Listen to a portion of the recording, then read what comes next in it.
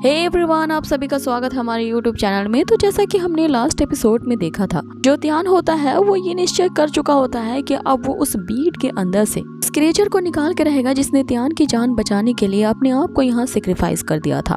बाकी एपिसोड शुरू होता है जहाँ हम त्यान को देखते हैं कि वो इस त्यान फेंग एकेडमी के सबसे बड़े वेपन हाउस में गया होता है। वहाँ पे जाते ही उस शॉप का जो ओनर होता है वो त्यान की काफी खुशामद करने लगता है कि त्यान ने उसकी बेटी की जान बचाई होती है उसी फॉरबिडन माउंटेन में। वहाँ पे त्यान का सामना उन मॉन्स्टर्स से हुआ था और उन बंदूकों में से एक छोटी सी लड़की भी होती है जिसकी रक्षा त्यान ने वहाँ पे की होती है। इसलिए वो जो शॉप ओनर होता है वो यहाँ पे उसे आभार प्रकट कर रहा होता है कि तभी वो छोटी लड़की वहाँ आती है जो त्यान को ये याद दिलाती है कि उसने उसकी जान बचाई थी। इसीलिए वो उसे बिग ब्रदर कह के पुकारती है। तभी यहाँ त्यान को अचानक से याद आता है और उसे यकीन नहीं आता कि ये जो फैमिली है ये इस बंदे की भी फैमिली हो सकती है जो कि इतने खतरनाक और खूंखार वेपन्स को बेचता है।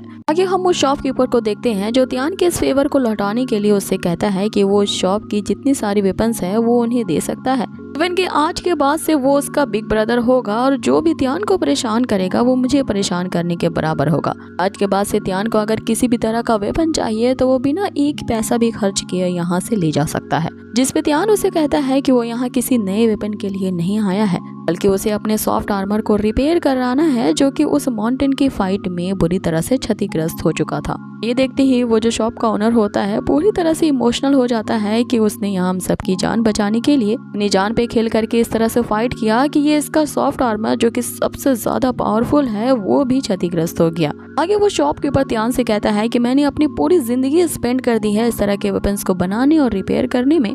आज मैं अपने इसी स्किल का तुम्हें यूज दिखाता हूँ और इस पूरे त्यांग फेंग सिटी में एक ऐसा सॉफ्ट आर्मर तुम्हें बना के दूंगा जो कि सबसे ज्यादा पावरफुल और अपग्रेडेड होगा। और इसके लिए मुझे इस दुनिया के सबसे बेस्ट गोल्ड बॉक्स को ही क्यों ना उसके अंदर सेटअप करना पड़े, मैं उसे तुम्हारे लिए जरूर तैयार करूंगा और इसकी चकाचौंध इतनी ज्यादा ब्यूटीफुली होगी हमारे जितने दुश्मन होंगे इसकी चकाचौंध और चमक को देखते ही उनकी आंखें चौंधी आ जाएंगी और एक तरह से उनकी आंखों की रोशनी ही चली जाएंगी। अब ये सुनते ही त्यान यहाँ अपने आप में इमेजिन करने लगता है अगर इन एलिमेंट्स की जिसके बारे में ये शॉपकीपर बात कर रहा है वो उसके आर्मर में रहे इसलिए वो कुछ ज्यादा ही चमकीला और चटकदार हो जाएगा। इसलिए यहाँ त्यान उसे मना कर देता है ये कहते हुए कि मुझे इतना ज्यादा चमक धमक वाला नहीं चाहिए। यहाँ त्यान ने पहले से ही अपने उस सॉफ्ट आर्मर में लगाने के लिए उसी मॉन्स्टर ऑर्ब को लाया होता है जो कि उस मॉन्स्टर के मारने के बाद उसे हासिल हुआ था।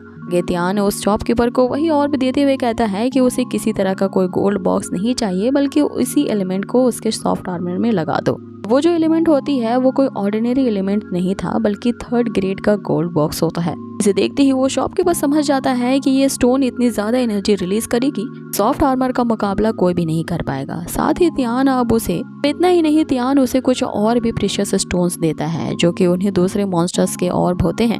जैसे ही वो शॉपकीपर इन्हें लेता है वो यहाँ त्यान से वादा करता है कि वो अपनी लाइफ का सबसे बेस्ट वेपन आज तैयार करके दिखाएगा क्योंकि अपने लाइफ टाइम में अब तक उसने इस तरह के अमेजिंग ऑर्ब्स को नहीं देखा है। अब आगे शॉपकीपर त्यान को वेट करने को कहता है कि तभी हम देखते हैं कि उस शॉप पे एक और बंदा भी आता है जो कि चुपके से यहाँ त्यान पे नजर रखने लगता है। आगे हम उसी शॉपकीपर को देखते हैं जो कि उस आर्मर को अब बना के ला चुका था।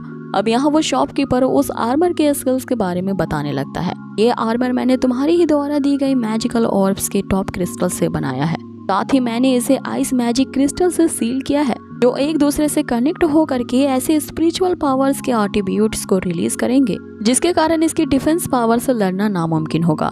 ये वो त्यान से पूछता है कि मैंने अभी भी जो तुम्हें बताया क्या तुम्हें समझ में आया कि नहीं, जिस पे त्यान यहाँ ना में सर हिलाते हुए कहता है कि मुझे कुछ भी नहीं समझ में आया। तो वो जो शॉपकीपर है उसे कहता है कि चलो मैं तुम्हें प्रैक्टिकल दिखाता हूँ। कि वो शॉपकीपर एक बहुत ही भारी भरकम हथौड़े से यहाँ त्यान पे अटैक करता है लेकिन हम देखते हैं कि उस आर्मर की डिफेंसिव पावर काफी ज्यादा अमेजिंग होती है जिसपे त्यान को यहाँ एक खरोच तक नहीं आती और आगे वो शॉपकीपर इस सॉफ्ट आर्मर की आगे और भी ज्यादा स्किल्स के बारे में बताने लगता है। उसने इस आर्मर को ऐसा अपग्रेड किया है जो कि न केवल डिफेंस करने के साथ साथ इसमें अटैक करने की भी पावर है जो कि तुम्हारे सारे एनिमीज को फ्रीज कर सकती है, तुम्हारे ओपोनेंट के अटैक्स और मूव्स को काफी स्लो डाउन कर सकती हैं। ये आर्मर की शक्तियाँ उतनी ज्यादा इंक्रीज होती जाएंगी जितने कि उसको पहनने वाले कल्टीवेटर की शक्तियाँ इंक्रीज होंगी।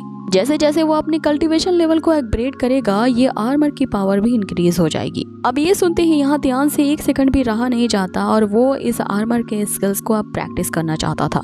इस पे वो शॉपकीपर उसे रोकते हुए कहता है कि तुम्हें अगर प्रैक्टिस करनी है तो मेरा इस शॉप को छोड़ दो, क्योंकि अभी मुझे और भी व्यापार करना है अपनी इस शॉप में। अब आगे त्यान उसे एक और चीज को दिखाता है जो कि वही मैजिकल बीड होता है जिसके अंदर वो क्रिएचर कैद होता है। त्यान इसके बारे में जोर से कहने को मना करता है और यहाँ उससे पूछता है आखिर ऐसा क्या तरीका है जिससे वो इस मॉन्स्टर को सील के अंदर से बाहर निकाल सके। इस पे वो शॉपकीपर उसे बताता है कि इस बीड में काफी ज्यादा स्ट्रॉन्गेस्ट डिमोनिक पावर सील है, जो कि इतना ज्यादा पावरफुल है कि मुझे डर है कि उस पूरे त्यांगफेंग सिटी में कोई भी नहीं है जो इस सील को ओपन कर सके। अब इतने में इधर सीन चेंज होता है और हम बाहर दो बंदों को देखते हैं जो कि इंतजार कर रहे होते हैं कि अब तक त्यान बाहर क्यों नहीं निकला।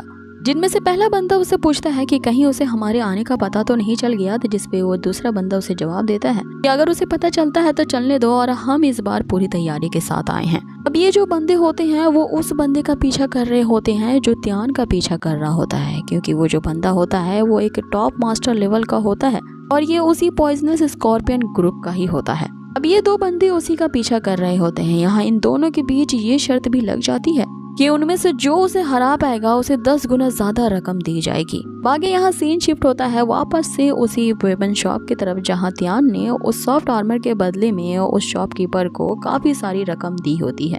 इस पे वो शॉपकीपर तो हैरान रह जाता है क्योंकि उसने अभी अभी त्यान से कहा था कि वो एक भी पैसा नहीं लेगा, लेकिन त्यान यहाँ उसे पैसे थमाते ही वहाँ से चल देता है। आगे वो उसी बंदे के पास पहुँचता है जो कि उसका पीछा कर रहा होता है और उससे कहता है कि तुम्हें मेरे साथ आना होगा।